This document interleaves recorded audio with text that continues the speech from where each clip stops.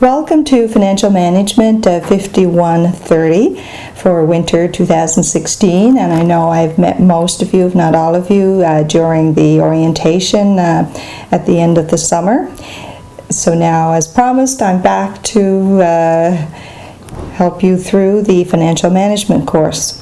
So I know I spoke with most of you, but just in case, just give you a little bit of background information about me. So I'm a professional accountant. So in addition to having my PhD in accounting, I'm also a chartered professional accountant and a certified management accountant. And in addition to my teaching duties, I'm also the Executive Director of the Center of Excellence in Accounting and Reporting for Cooperatives. And I'm also editor of a journal that we publish here at the university, the Journal of Cooperative Accounting and Reporting. I have worked at St. Mary's since January 2008 after having a 20-plus year career in both the public and private sectors as a controller and finance director. So when I'm not finding ways to impart my accounting knowledge, I really enjoy traveling, particularly to Europe and Asia and South America. Okay, so I have online office hours which are arranged through GoToMeeting, and the links to that are embedded in the modules that cover the time frames listed here on the slide. So there's one on February 4th, on March the 3rd, and March the 31st, and those are scheduled for 2 p.m. Atlantic time. Also, if these hours don't work for you, you can feel free to contact me and make an appointment. We can set up a separate GoToMeeting or a phone call, whatever works.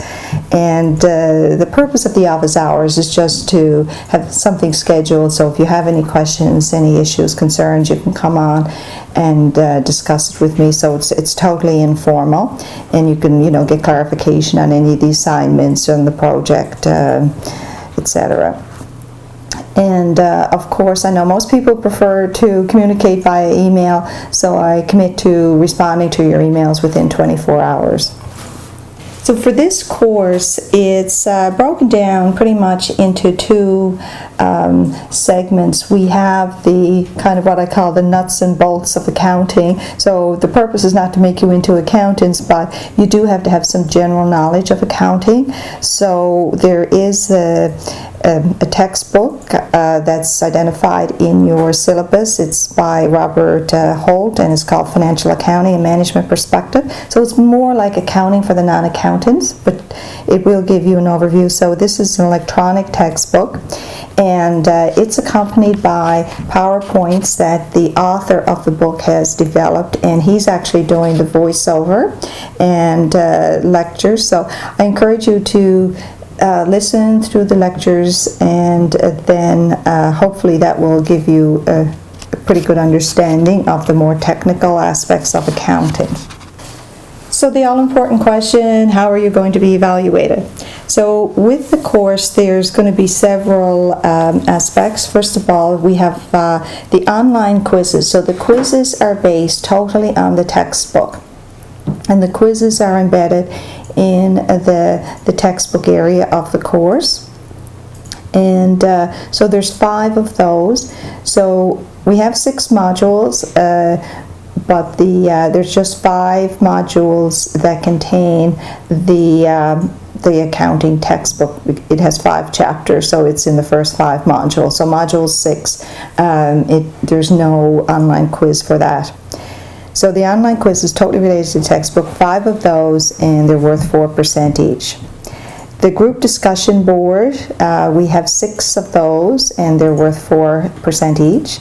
Then we have what we call the Living Labs full class discussion boards. There's 6 at 5%. And finally, there's a group project worth 26%, so there's no midterm or final. So it's up to you, of course, how you approach the course. All of the material is out there, so you can work ahead to the extent you can. If you have travel plans or something of that nature and you want to work ahead, that's okay, you can. Everything is out there on the system available for you to work on whenever you feel you want to. But just in terms of the approach that I would recommend, certainly for each week you need to read the chapter in the textbook, then review the online interactive presentation with that author lecture, the voiceover. Then the online quiz would be the next thing you would do, because that's based on the textbook. Then what I call the second part of the module is the supplementary lecture notes and readings, and you will have those for each of the modules. Once you go through the supplementary lecture notes and readings, then do the group discussion and post that online. Then there's the Living Lab, and finally you have to respond to the group discussions as well as the full class discussions online, and the details for that is contained in the course syllabus. So for the textbook and online lecture, as I mentioned earlier, start each module by reading the corresponding textbook chapter and listening to the lecture, which is accompanied by PowerPoints. There are optional exercises, but you will find the one that's entitled Quiz for Grading. That's the one you're going to do for marks. So if you want to get a feel for what the graded question is going to look like, then I suggest you go through some of the practice questions first.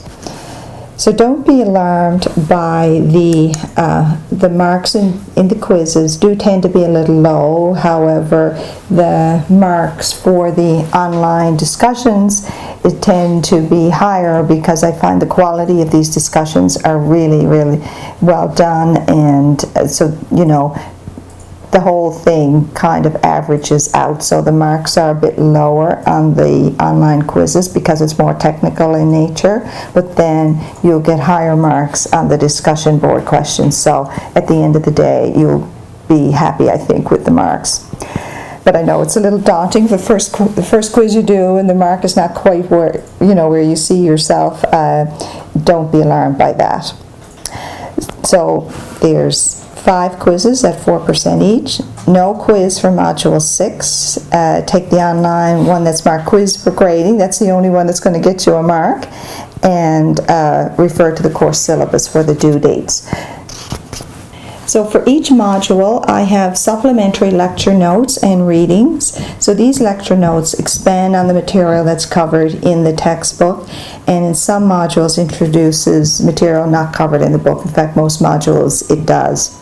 And I get into more cooperative specific types of information in the supplementary lecture notes.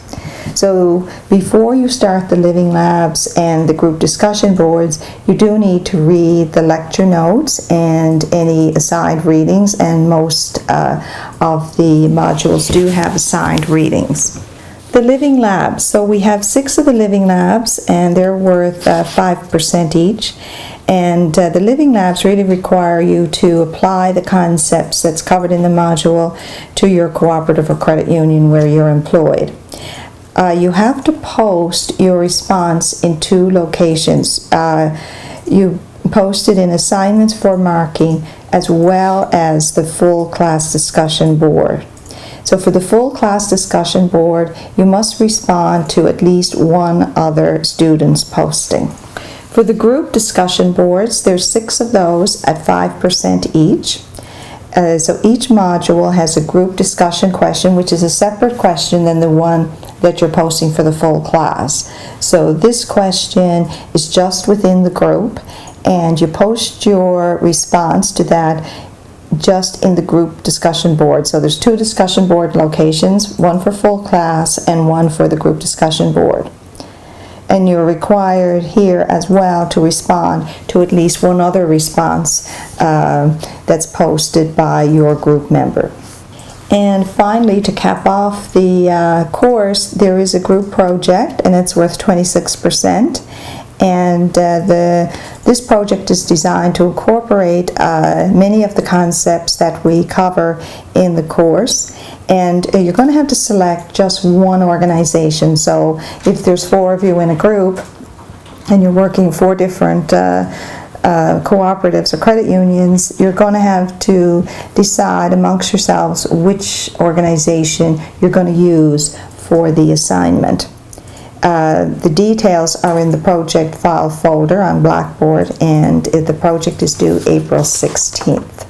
Finally, it's really important to keep in touch with me. I know, life happens. There could well be family issues, health issues, work issues that may impact your ability to keep on track and keep on time for the various sections of the course. If you're having any trouble with keeping up with the tasks, please let me know, contact me, and I'll certainly work with you to develop a resolution to help you stay in the program and still try to, complete all the requirements for the course. So I hope you enjoy the course. I know it's a little daunting thinking about taking accounting, but it's think of it as accounting for the non-accountant, and as I say, certainly keep up with the readings and let me know if you're having any difficulty, and look forward to working with you throughout the semester.